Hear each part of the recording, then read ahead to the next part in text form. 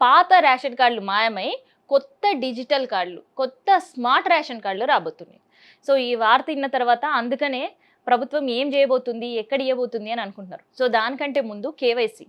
So మళ్ళీ KYC రాబోతుంది.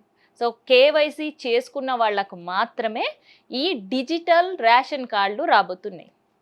And ఈ కేవైసీ కంప్లీట్ చేసిన వాళ్ళకు మాత్రమే ప్రభుత్వం అర్హులుగా గుర్తించబోతుంది.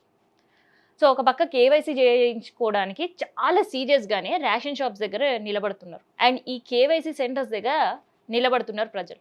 సో వాళ్ళ డే మొత్తం కూడా దీనికోసం వేస్ట్ చేస్తున్నారు. సో ఈ వీడియో చేస్తున్న వాళ్ళు అవును మా కష్టం ఇట్లనే ఉంది అని మీ అనుకుంటుండొచ్చు. సో ఆ కష్టం చూసిన తర్వాతనే నాకు అనిపించింది. సో వీళ్ళేమో పోయి పొద్దున్నే చాలా సీరియస్గా కేవైసీ చేయించుకోవాలి అని ఆఫీస్కి లీవ్ పెట్టో లేదంటే హాఫ్ డే లీవ్ అడుగో ఇంకేదో వెసులుబాటు చేసుకొని పోయి రేషన్ షాప్ ముందు నిలబడుతున్నారు. కానీ కేవైసీకి సంబంధించిన అధికారులు లేట్గా రావడమో చేసేటోళ్ళు, లేదు అంటే నెమ్మదిగా వచ్చి చాలా సీరియస్గా కూర్చొని సర్వర్ పనిచేస్తలేదు మీరు రేపు రండి, మళ్ళీ రేపు పోతే సర్వర్ అస్సలు పనిచేస్తలేదు మీరు సాయంత్రం రండి, సర్వర్ పనిచేస్తలేదు అన్న మధ్యాహ్నం రండి అని చాలా ఈజీగా చెప్తున్నారు.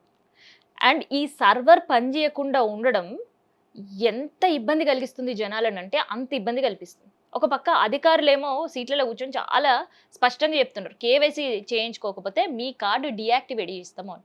సో అట్లా చెప్పే అధికారులు మరి సర్వర్లు పనిచేయకపోతే ఏం చేయాలనేది కూడా అధికారులకు చెప్పి పంపించాలి కదా.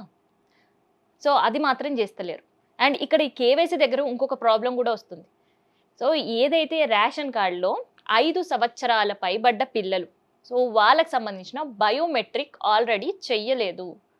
సో చాలామంది ఆధార్ కార్డు కూడా బయోమెట్రిక్ ఇవ్వలేదు. కానీ అలాంటి పిల్లలకి ఇప్పుడు కేవైసీ చేసే టైంలో బయోమెట్రిక్ ఇవ్వాలి. మరి అలా ఐరిస్ యాక్సెప్ట్ చేయక, వాళ్ళ థంబ్ ఇంప్రెషన్స్ యాక్సెప్ట్ చేయక చాలామంది 5 సంవత్సరాల పైబడ్డ పిల్లలు, 5 సంవత్సరాల లోపు ఉండే పిల్లలకు సంబంధించిన రేషన్ కార్డు సంబంధించిన కేవైసీ పూర్తి కాలేదు. ఒక 100 మంది పిల్లల్ని తీసుకుంటే అందులో కేవలం 1% మాత్రమే అయింది, మిగతా 99% కాలేదు. మరి వీళ్ళకి వచ్చే నెల నుంచి రేషన్ ఇస్తారా ఇయ్యరా? ఇప్పుడు ఇదే పెద్ద క్వశ్చన్ మార్క్. సో ఈ క్వశ్చన్ మార్క్కి సమాధానం చెప్పే వాళ్ళు ఎవరు? అటు రేషన్ షాప్ డీలర్లే కావచ్చు, ప్రతి నెల పోయే రేషన్ తీసుకునే వాళ్ళే కావచ్చు, లేదంటే ఇప్పుడు కేవైసీ సెంటర్ పెట్టిన వాళ్ళే కావచ్చు. కానీ వాళ్ళు ఏం చెప్తున్నారంటే వింటే విచిత్రమే ఈ మాట. సో ఇప్పటి వరకు మాకు పిల్లలకు సంబంధించిన కేవైసీ అప్డేట్ గురించి ఏం ఇన్ఫర్మేషన్ రాలేదు, వస్తే మీకు చెప్తాం మేము అని అంటున్నారు. అరే ఆ కేవైసీ సెంటర్ దగ్గర 10 మంది పిల్లలు పోతే ఆ 10 మందిలో కనీసం ఒక్కరికి కూడా బయోమెట్రిక్ కావచ్చు కేవైసీ కంప్లీట్ కాకపోతే ఆ తల్లిదండ్రులు ఏమనుకుంటారు? నిజంగానే వచ్చే నెల నుంచి ఇంకా మాకు రేషన్ రాదు కదా అని భయపడుతుంటారు, భయపెడుతున్నారు ఇక్కడ అధికారులు. సో మొత్తానికి సర్వర్ ప్రాబ్లం ఇక్కడ మాత్రమే కాదు, ఇక ఇంద్రమ్మ ఎల్ఐజీ ఇష్యూ దగ్గర పోతే మీ సేవా సెంటర్ దగ్గర పెద్ద పెద్ద క్యూలు నిలబడి ఉన్నారు. సో సీరియస్గా ఒక్కరోజు పోతే ఏ మీ సేవ దగ్గర కూడా పని తెలియదు. ఆ ఇంద్రమ్మ అప్లికేషన్స్ డే 1 21 నుంచి అన్నారు. 21 రోజు మీ సేవా సెంటర్లలో ఎక్కడ కూడా అప్లికేషన్ ఫామ్స్ వచ్చిన దాఖలాలే లేవు.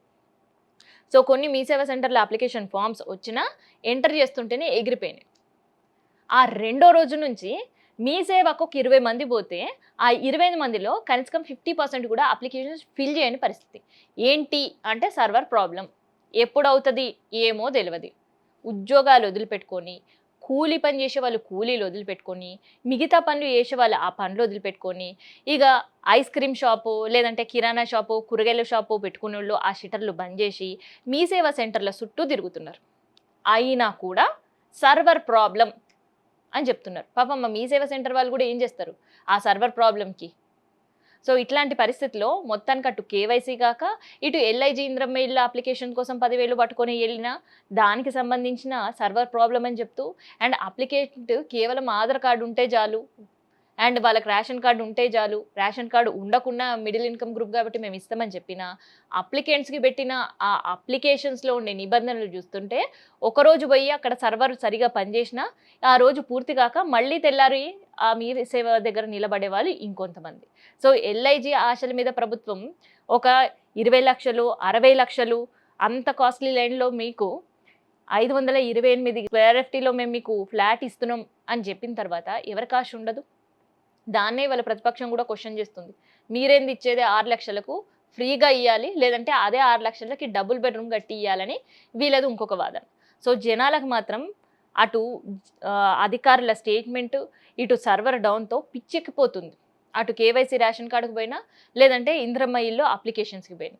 మరి దీనిపైన అధికారులు ఇవాళ ప్రజలు అడుగుతున్నారు. మీరు 31 లాస్ట్ డేట్ పెట్టడం కాదు, ఆ డేట్‌ని ఎక్స్‌టెండ్ చేయండి అని.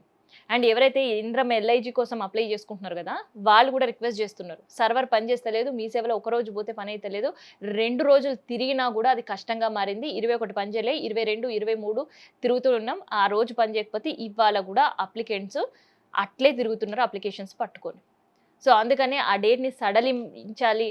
ఆ డేట్‌ని కొంచెం ఎక్స్‌టెండ్ చేయాలి అనే డిమాండ్స్ అయితే ప్రజల నుంచి వినిపిస్తుంది. మరి అధికారులు ఏం నిర్ణయం తీసుకుంటారనేది చూద్దాం.